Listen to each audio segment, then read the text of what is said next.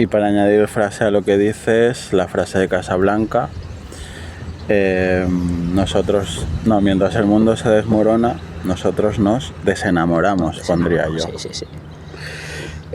Bong Joon-ho, Corea del Sur, 14 de septiembre de 1969. Es decir, tiene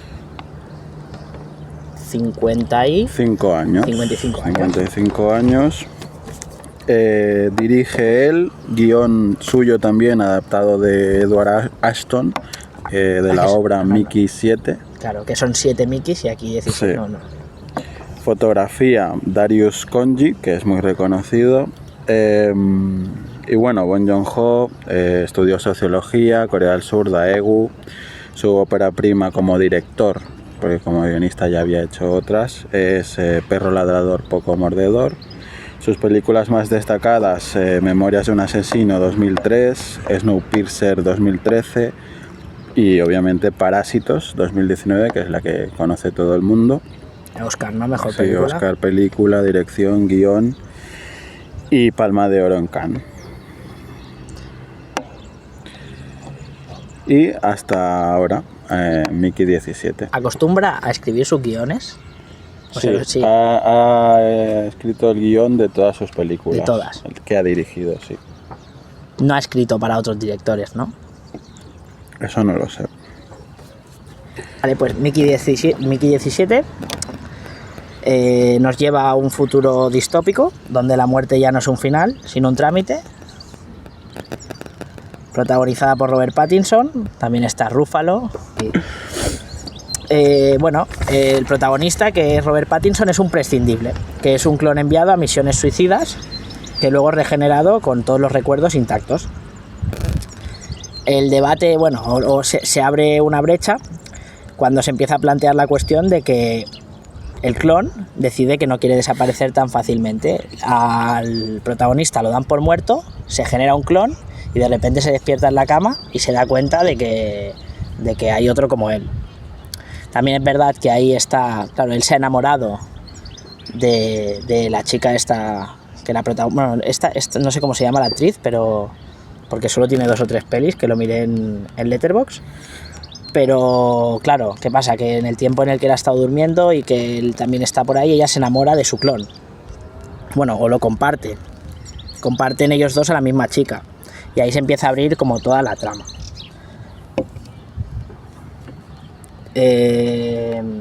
No sé, en cuanto a Pattinson, yo creo que es de lo poco salvable para mí, de la película, de lo poco salvable. Luego Ruffalo hace de dictador, ¿no? Como una especie de caudillo de este planeta que quieren colonizar, porque claro, Pattinson, la cuestión es que a Pattinson lo dan por muerto porque ha caído en un agujero de unos animales autóctonos del planeta y claro, lo que pasa en realidad es que estos animales lo salvan y luego lo reconocen. Entonces la cuestión aquí es que este caudillo pues quiere establecerse en ese planeta y acabar con esos animales con los que Pattinson... Sí, estos animales igual son los que más humanidad le muestran, siendo una especie totalmente distinta que sus propios semejantes, ¿no? Sí, es verdad, porque hay un punto en el que a él lo están tratando, él se va para allí, para el planeta, porque en la Tierra debe dinero y lo están buscando para correrlo a hostias. Y entonces dice, aquí ya no tengo nada más que hacer. De hecho, cuando él se inscribe en la misión esta, le preguntan, ¿estás seguro? Sí, yo ya no tengo nada que hacer. ¿Qué pasa? Que cuando se ve allí que está harto de morir, le preguntan los personajes durante la peli, porque la chica con la que él está es como una especie de policía, por así decirlo, como una vigilante de lo que sería la policía que lleva allí el caudillo, que es el que interpreta Mark Ruffalo. Y la chica le pregunta, oye, ¿qué se siente al morir? Y él se ve como él ya está harto, no es lo que él se pensaba. Y le preguntaban, bueno, pero te hará igual porque te regeneran, ¿no? Además los regeneran como en una máquina. Todo es muy desagradable. Todo es muy desagradable, Sí, porque es como una fotocopiadora de ser humano. Si tú lo ves como sale por allí y cae al suelo como si se estuviera deshaciendo, Sí. como si al principio no estuviera animado y luego como si O se cobrara olvidan vida. de que va a salir ya de la impresora y no tienen Y puesta sí, la camilla. y se no cae al suelo. cae. Han experimentado con él muchas veces para enfermedades o cosas del propio planeta que quieren colonizar, porque al principio ni siquiera podían respirar fuera, pero Sí, lo es enviaban verdad. a él para ver si se podía.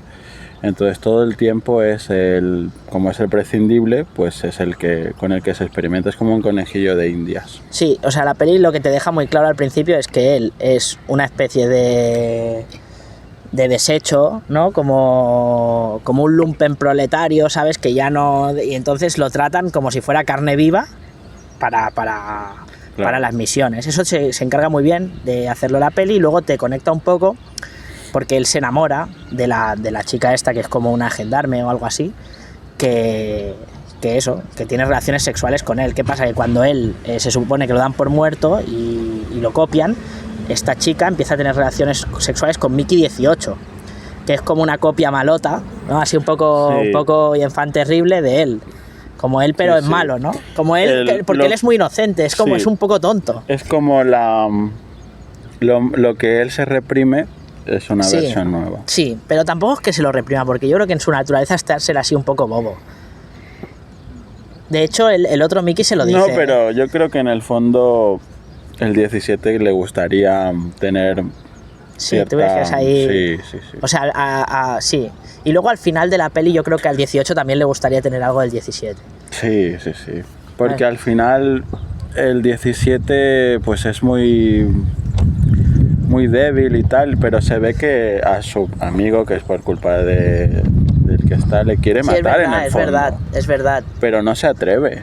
Y de hecho, no solo es que no se atreva, Claro. sino que moralmente él sabe que no es correcto matar a alguien. Pero el 18 no tiene ni el remordimiento de matar a alguien, ni la conciencia, no tiene mucha conciencia ética, ¿no? Él yo creo que se sabe que está ahí se para deja hacer... llevar sí. y...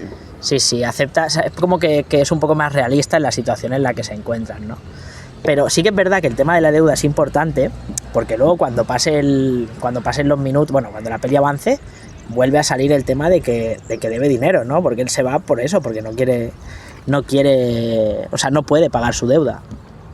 Entonces, bueno, luego el personaje también es importante, es el de Mark Ruffalo, que es como una especie de caudillo así un poco loco, ¿no? Como la versión de Chaplin que hizo de Hitler, ¿no? Un poco histriónico, así gritón.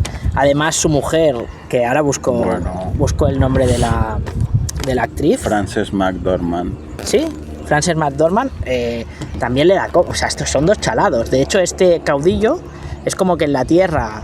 Era un senador que había promovido como proyectos súper absurdos, era un loco, y lo envían lejos como diciendo, bueno, cuanto más lejos estés de los asuntos de la humanidad, mejor. Y él pues intenta establecer allí una especie de colonia, ¿no?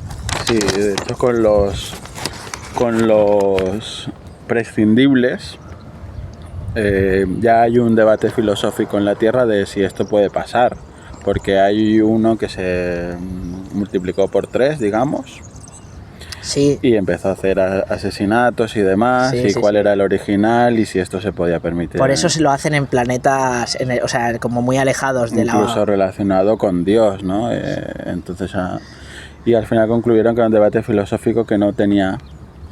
No lo solucionaron. No. La solución fue pegar un balonazo hacia adelante y enviarlos lejos, pero no acabar con ellos. Y utilizarlos para eso, Sí, para experimentar con ellos y hacer todas esas faenas, ¿no? que el ser humano no quiere hacer, ¿no? Sobre todo cuando hay que enfrentarse de todos sus derechos. Y cuando los tienes que enviar a algo a un sitio inhóspito, para no enviar al ser humano y no exponerlo a peligros, pues envías a uno de estos prescindibles.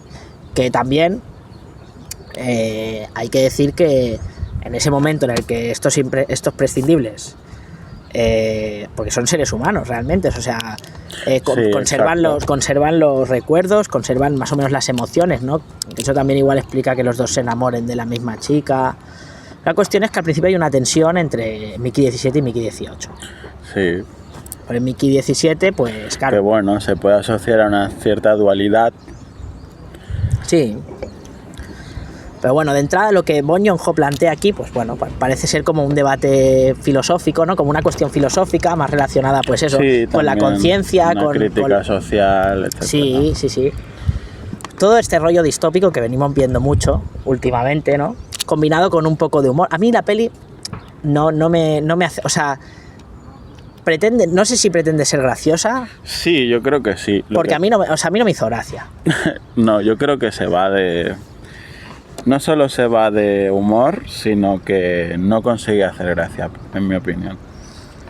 Sí que es verdad que Bong Joon-ho en todas sus películas, pues su marca personal es la comedia negra, pero aquí yo no acabo de conectar. Sí, pero ¿qué es eso? Con Que ese tú ves, humor. por ejemplo, Parásitos, ¿no? Me Que es la parece otra... muy exagerado. Sí, porque en Parásitos ves momentos de comedia negra, pero están, o sea, quiero decir, están mucho más en sintonía con el resto de la película. O sea, con el drama social que te presenta la película. Aquí lo que ves es, bueno, de repente una situación que tú dices, joder, pobre Mickey, ¿no? No sé si ahora se abre el momento del debate y a lo mejor pues lo ves eso, saltando, riéndose, ¿no? Con esa risa que tiene, además, ese tono de voz. O cuando ves a Ruffalo con esa, no sé, me parece como muy exagerado en las formas, en la manera de expresarse. Y cada vez que plantea un tema, la película plantea un tema interesante, lo corta con, por ejemplo, cuando el 17 y el 18 se conocen o se encuentran en la misma habitación, después de ya haberse encontrado antes con la chica, y la chica, para sorpresa del 17, dice, yo me quedo con los dos. Y fantasea y Sí. que va mucho al deseo y todo esto, se corta de repente con que el 18 quiere ir a hacer un atentado contra el caudillo. Entonces pasa de un escenario de dualidad, de conflicto interno incluso y tal, a un atentado contra el poder. Sí. Entonces, y en nada, o sea, es una película que rompe todo el rato. Sí, es muy anticlimática. Sí.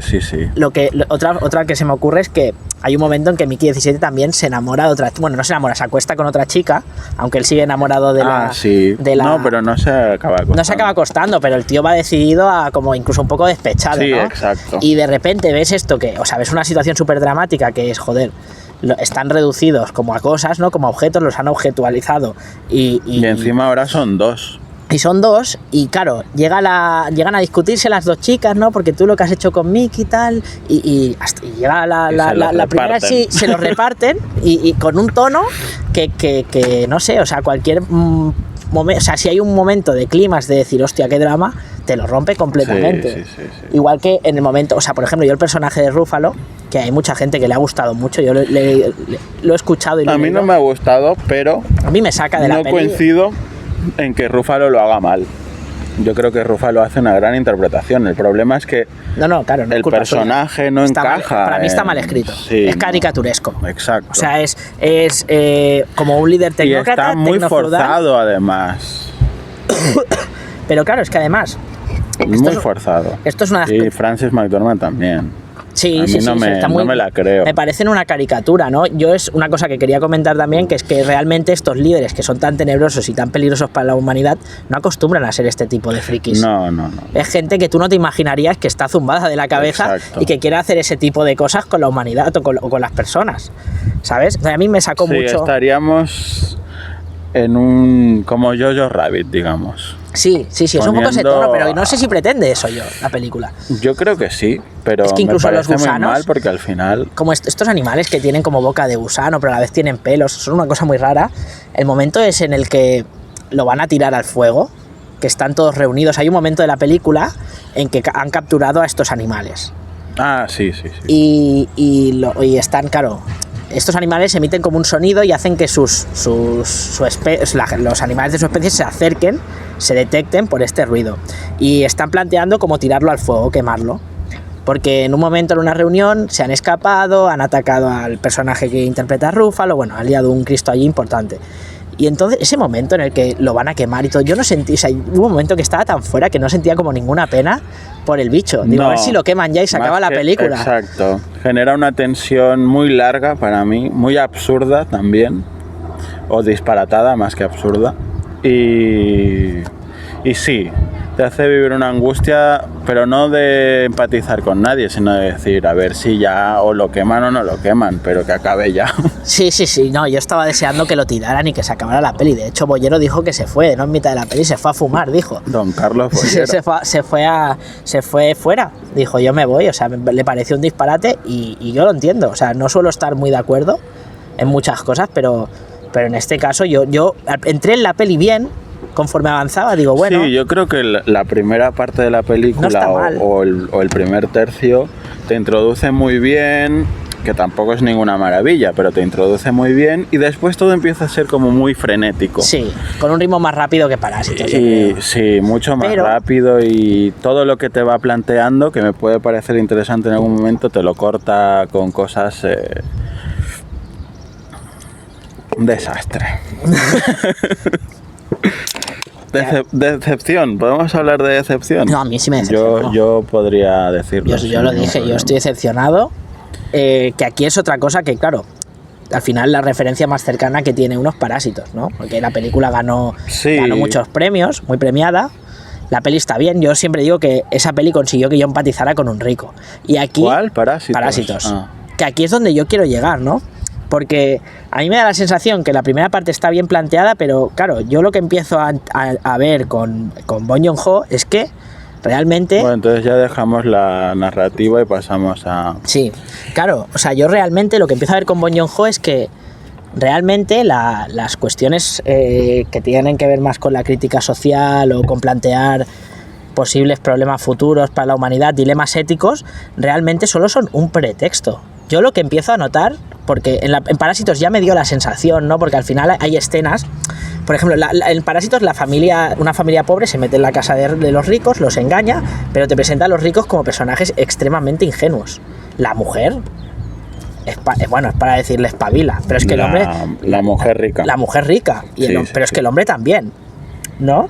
Y claro, todo el mundo ahí habla, no, crítica social, la lucha de clases, y está bien, pero es lo que te digo, o sea, yo empaticé con los ricos, no sé hasta qué punto se puede hacer una crítica social o se pretende hacer una crítica social cuando hay momentos donde puedes empatizar con ellos, luego hay un momento en que están escondidos debajo del sofá porque vuelven antes de las vacaciones, o sea, se van de vacaciones y los que trabajan, porque lo que ocurre es que los ricos contratan a una familia pobre sin que estos ricos sepan que son familia, ¿vale? Y los pobres se empiezan a aprovechar de ellos. Los ricos se van de vacaciones y ellos, pues cuando se van de vacaciones, se estiran por los sofás, utilizan todo el menaje de la casa. Bueno, ¿qué pasa? Que los ricos vuelven antes de viaje. Lo típico es un recurso que se ha visto como en muchas series y eso, que cuando se ocupa una casa que está sola y vuelve el propietario antes de tiempo, ¿no? Sí. Entonces, claro, hay una escena en la que los ricos se han tenido que esconder porque han vuelto, o sea, los pobres se han tenido que esconder porque los ricos han vuelto antes y están tumbados y es como que como él empieza a masturbar a ella en el sofá, no sé si te acuerdas, ¿vale?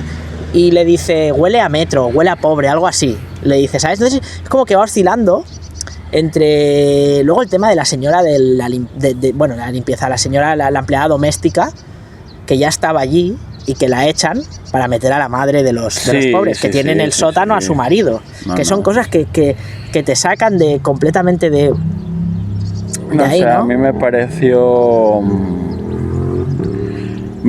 bien que no dejara digamos, si ponemos el término de los bandos, ningún bando bueno ni ningún bando malo. Al final la clase baja es lo que es, la clase alta también es lo que es, y en la clase baja también hay muchas cosas de este tipo. Si tienes que pisotear al otro, lo haces. Ya no es una crítica social puramente, ¿no? Igual intenta explorar pues temas como la naturaleza humana, ¿no?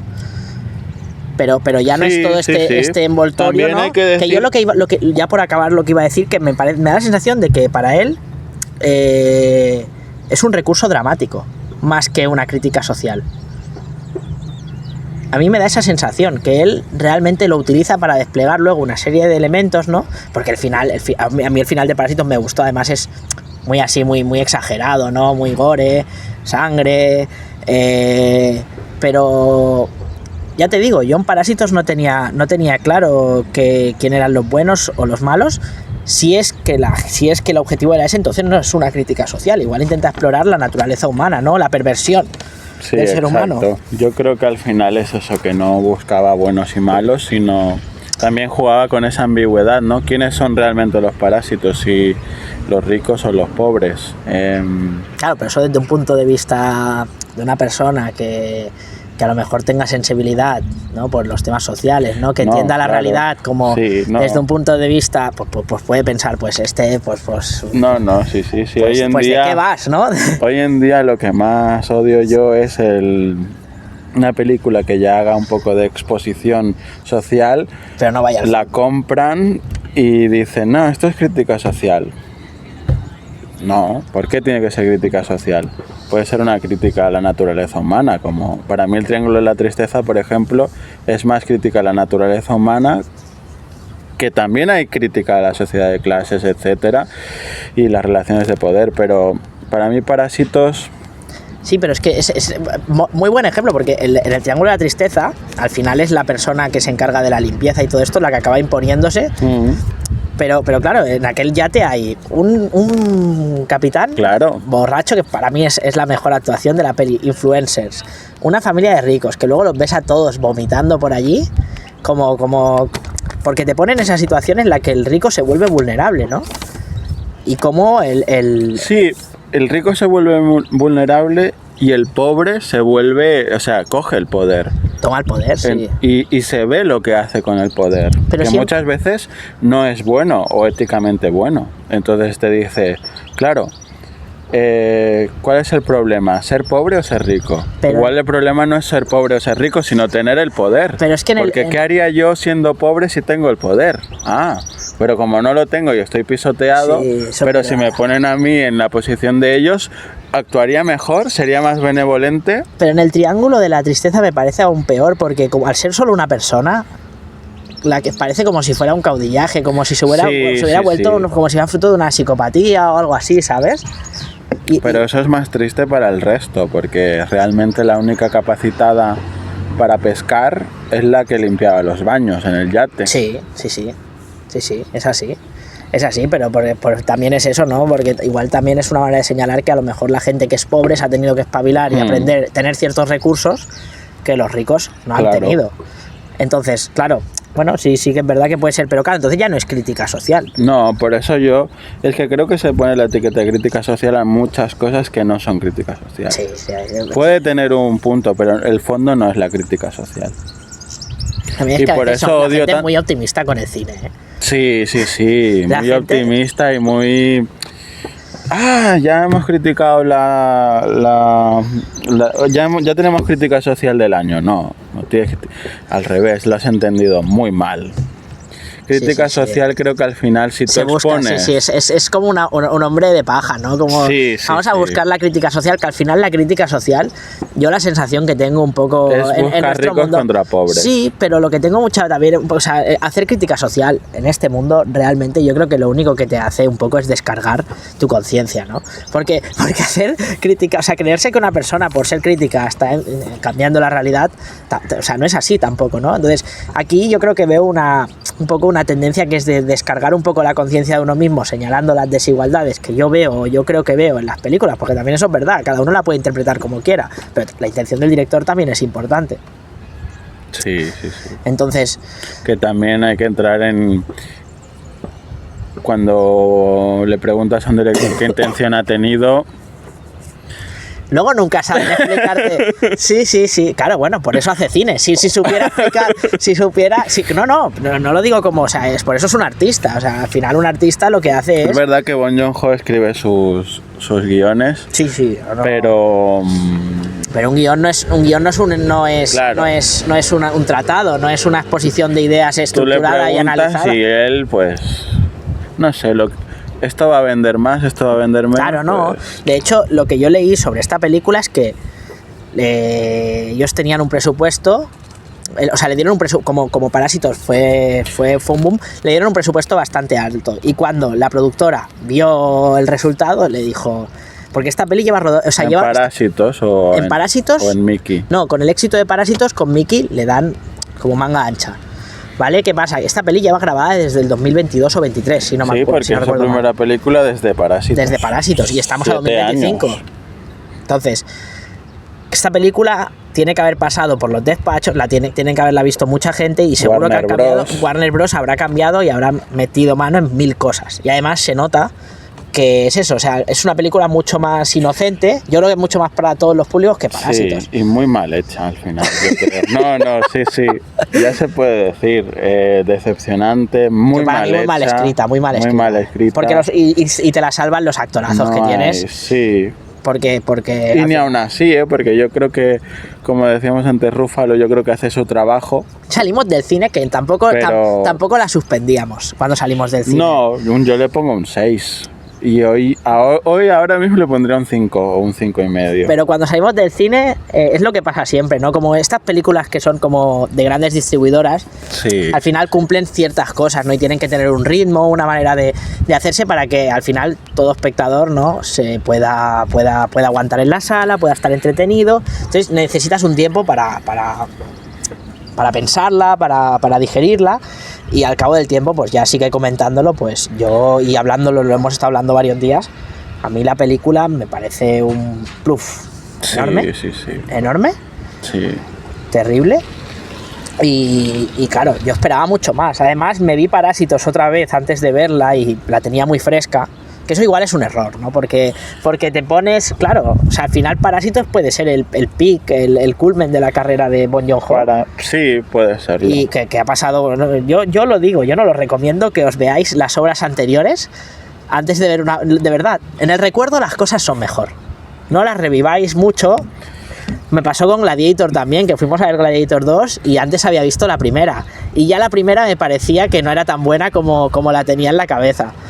Pero que es que encima viendo la segunda. No, lo de la segunda es horrible. Eso sí que es un disparate. como cuando compras una hamburguesa del Mercadona hecha. Buah, son horribles. Que, Son horribles. Sí, la sí, foto sí. es buenísima, Sí, ¿sabes? sí. La metes al microondas 5 minutos y es asqueroso. Sí. Pues así es. Luego, otra cosa que yo quería comentar. También hay que decir que es la primera mala película de Bong Joon-ho. Claro, yo ahí tú sí que puedes explicarlo un poco más, porque yo no he visto tanto el cine de Bong Joon-ho. Es la primera película, no sé si tiene 6 o 7 o 8, no sé, pero es la primera que yo he visto que digo, qué decepción. ¿Qué has hecho, no? Sí. Me sabe mal por él, pero bueno. Sí, claro. Seguro que él está muy triste. ¿Eh? Seguro que él está muy triste. No sé la taquilla que ha hecho, lo voy a buscar. Pues no lo sé. Voy a verlo, pero seguro que es que igual hasta más que Parásitos. Voy a buscarlo. No. ¿Que no? No. Pandemia, ¿no? Parásitos. ¿Se estrenó en cines? Ya, es verdad. ¿La viste en cines tú? No, ¿No? se estrenó después de que ganara el Oscar. Ah, vale.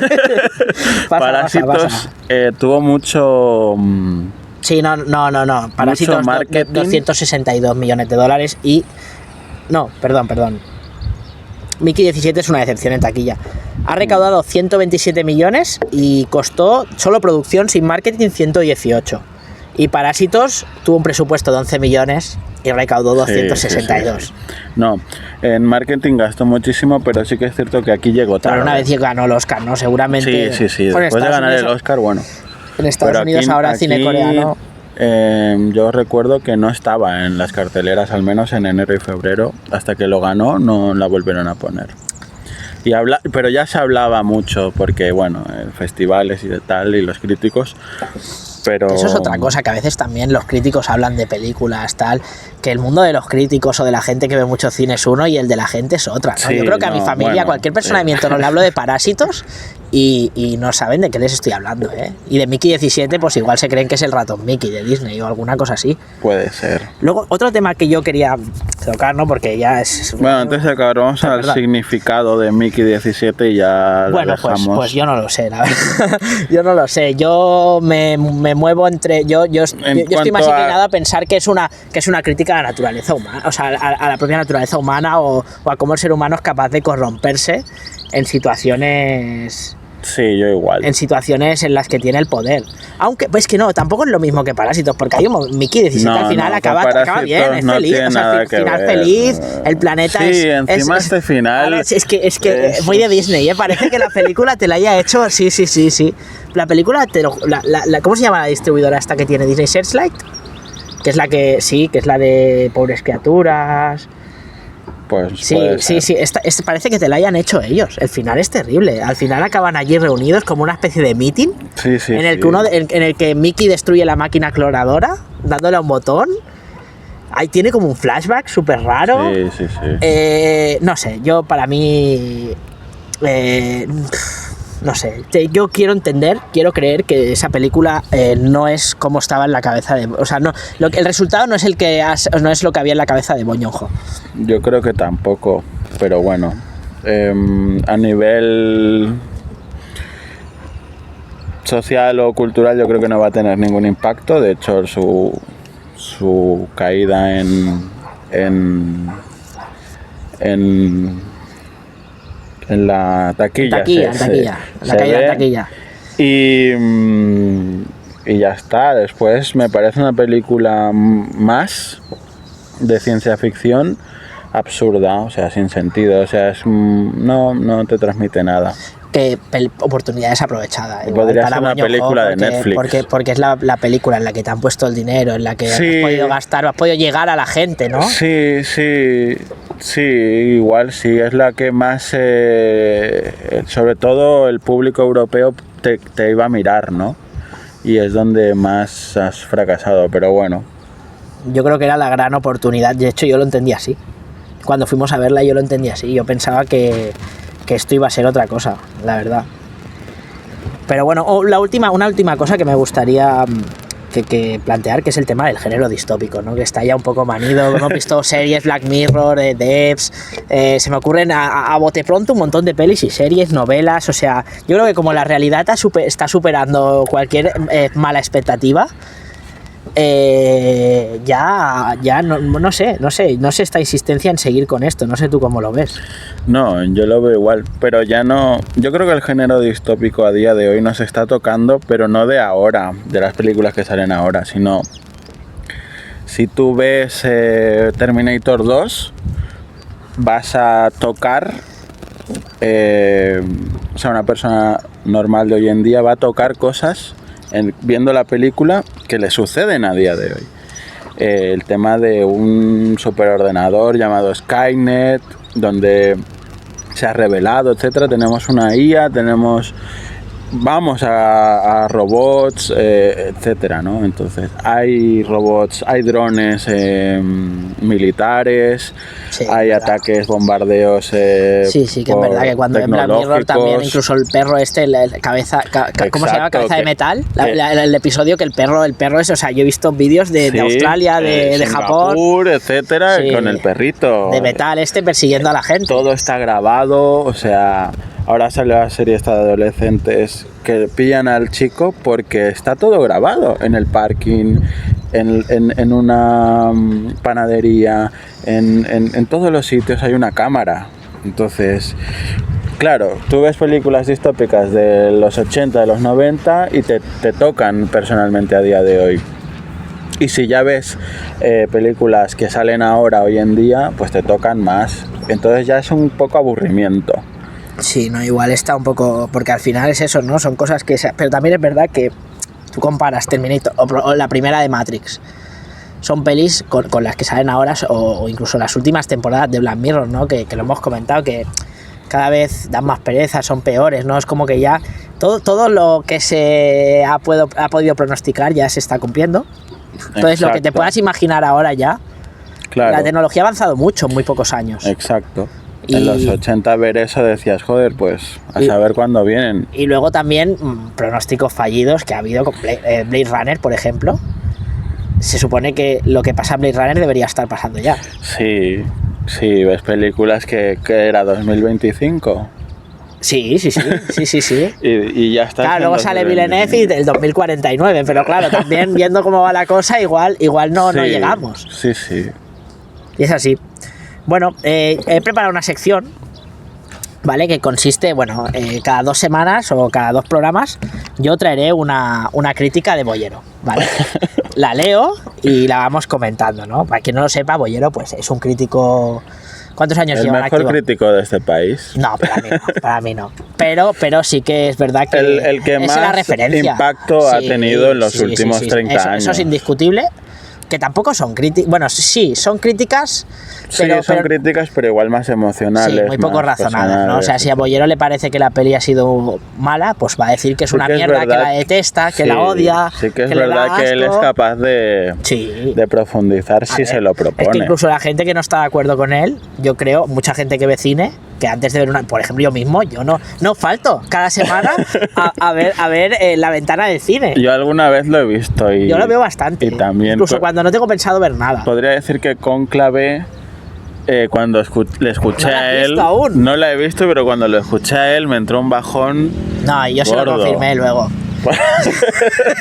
Se lo confirmé luego. Yo dije, uff. No, es un otro despropósito. Y su frase fue: el final es acorde a nuestros tiempos. Y yo dije, pues no hay nada peor que eso, porque acorde a creo que nuestros tiempos son lo más terrible que podemos vivir ahora. No digo nada por si la acabas viendo. Que también puede ser una esto de ¿por qué la distopía ya no funciona? Porque estamos viviendo una distopía a día de hoy. Que los peores pronósticos igual estamos en un punto peor, ¿no? Porque futuro. Porque tampoco la tecnología es que haya mejorado mucho nuestras vidas, solo la ha empeorado, ¿no? Porque cuando, por ejemplo, en Blade Runner ves que tienes robots que te acompañan, ¿no? Que pueden un poco intentar se desmorona y nosotros nos desenamoramos. Como para ver una distopía ahora mismo. Sí, no, si aún te va a parecer que es mejor de lo que, de lo que estás viviendo. Pues en este caso, yo, claro, siempre intentaré traer críticas de películas que hayamos visto los dos, ¿no? Entonces, he traído una de una película que el año pasado se llevó 5 Oscars, que es Poor Things. Ah, bueno. ¿Qué dirías? ¿Que le gustó a Boyero o que no? Yo diría que no. Pues si te parece, empiezo a leer y vale. Boyero empieza diciendo: hay películas cuyo argumento, los personajes que lo habitan, la forma de contar la historia, te provocan indiferencia, rechazo, aburrimiento, no logras creerte nada. Te suponen una intolerable pérdida de tiempo, aunque este te sobre. Pero también existen otras que, además de esas lamentables sensaciones, tienen el poder de atacarme los nervios, irritarme, maldecir mentalmente a sus insoportables creadores. Estos pretenden ser originales, vanguardistas, desafiantes, poseedores de un universo complejo, en posesión de una parroquia fija y sofisticada que disfruta cantidad con las claves intelectuales y juguetonas que les ofrece el autor. Con su experimentalismo, con su tono falsamente naif, con el tenaz autoconvencimiento de que lo que hacen es genial. Bueno, sigue diciendo: acostumbran a reinar estos autores en los festivales de cine. Supongo que se refiere por el tema de Cannes, ¿no? Que se llevó una ovación, incluso cuando sacó Kind of Kindness, la estrenó en Cannes, se llevó una ovación de no sé cuántos minutos. Templos adecuados para la estupidez pretenciosa, después de haberse comido 20 años yendo allí. Y también pueden ser bendecidos con los orgas que toca el mercantilista Hollywood, cuando intenta montarse lo de vanguardista o entusiásticamente comprensivo con los tramas y los mensajes de los nuevos tiempos. Ocurrió el pasado año con esa insufrible y aburridísima tontería titulada Todo a la vez en todas partes, y con el cine aclamado por los de siempre, por supuesto Wes Anderson, no podía faltar. Bueno, él hace énfasis, pues tampoco lo voy a leer entero, hace énfasis sobre todo en que él ya lo te avisa, mis viejos y anquilosados gustos, ¿vale? Y dice, como ver la última perla del director griego Yorgos Lanthimos. Se titula Pobres criaturas. Yo añadiría pobres espectadores. Viene glorificada por el Festival de Venecia y los premios Oscars. También la han seleccionado en su cosecha más destacada y brillante del año. Bueno, a mí sus 150 minutos me suponen una tortura, aunque reconozco que su retorcido guión y la absurda, aunque también enloquecida, utilización de la cámara que ha perpetrado Lanthimos deben haber supuesto un considerable esfuerzo para él. Pero, ¿ves? En ese párrafo se ve que él realmente sabe de lo que habla. No es solo literatura. Pero bueno, a mí me sorprende. El esfuerzo porque, por de la ejemplo, cámara. Que salgas aquí diciendo que el esfuerzo de la cámara, que tal, que cual, y luego veas. Porque él lo sabe. Y luego te tragues que, por ejemplo, el Brutalista, de Brutalist, es un prodigio técnico. Pero eso lo dijo él. Sí, bueno. dice que no, le encantó. Ah, sí. Sí, él dijo que tuvo una experiencia cinematográfica como las de antes. Vino a decir. Wow. Sí. Bueno, él habla de el loable propósito del director de la emancipación femenina, denunciar las opresivas. Una emancipación también. Ahora lo comentamos. Las épocas opresivas de una mujer que ha vivido un inquietante proceso físico y mental, manda a los infiernos el prejuicio, las convenciones, tal. Bueno, explica un poco la peli. Y ya luego empieza, pues bueno, lo que sería su análisis, ¿no? Entre comillas. Para él es un mareo visual. La historia de contar, la manera de contar la historia. Dice que los ángulos son retorcidos, que no le gusta el blanco y negro, ni cómo lo alterna con el color. Y que le parece una manía absurda. Dice, imagino que el revolucionario Lanthimos está convencido de que esta metodología narrativa va a fascinar al espectador. Allá él, allá los espectadores. Hay algunos diálogos ingeniosos, demostrativos de que el director sabe manejar la ironía y el esperpento, y eso exige listeza. Sirven para que te despiertes en algún momento. Emma Stone es muy buena actriz, con registros amplios, pero preferiría que su talento estuviera al servicio de otro tipo de personajes. Aquí todo es tan pretencioso como absurdo. Bueno, de entrada no puedo de estar... entrada mal, ¿no? No, al revés, no puedo estar muy en desacuerdo con él. Lo que más estoy en desacuerdo es que yo creo que al final cinematográficamente es una muy buena película y creo que Lanthimos lo hace muy bien. Sí que es verdad que lo del blanco y negro y luego el color, pues bueno, igual es lo que más... Claro, eso ya entiendo que ahí también entra una cuestión de gusto, ¿no? En general, cinematográficamente o visualmente, creo que es como él ha dicho, ¿no? Igual puede levantarte del asiento o si te estás durmiendo, pero para mí sí. Después ya narrativamente es donde más siempre para mí Poor Things ha chirreado, pero narrativamente.